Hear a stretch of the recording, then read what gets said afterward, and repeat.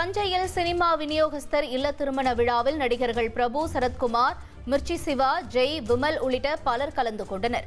நடிகை ராதிகாவும் பங்கேற்றார். இந்நிலையில் செய்தியாளர்களிடம் பேசிய நடிகர் பிரபு விஜய் குறித்த கேள்வியை தவிர்த்து சென்றார். இதனையடுத்து பேசிய நடிகர் சரத்குமார் மத்திய அரசு விவசாயிகளின் நலனுக்காக செயல்படும் என்று கூறினார்.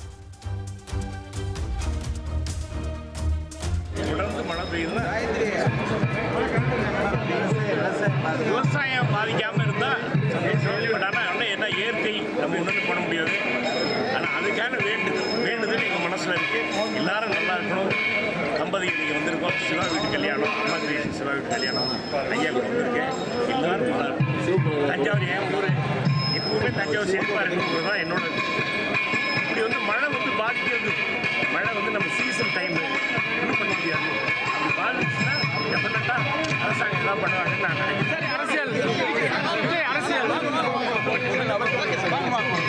போன முறை மத்திய குழு வந்தோம், சரிவர நிவாரணம் கொடுக்கலன்னு சொல்லி விவசாயிகள் பல இடத்துல சாலை மறியல் போராட்டத்தில் ஈடுபட்டாங்க. அது எப்படி பார்க்க ஒரு திருமண விழாவில் விவசாயிகள் போராட்டம், உண்மையிலே விவசாயிகள் இந்த நெற்களஞ்சியத்தை தான் உட்காந்து பேசிட்டு இருக்கேன். இருந்தாலும் விவசாயிகள் நிச்சயமா மத்திய அரசு செவிசாய்க்கிறேன்னு சொல்றது ஒரு குற்றச்சாட்டா நீங்க மாநில அரசு சொல்றது நினைக்கிறேன்.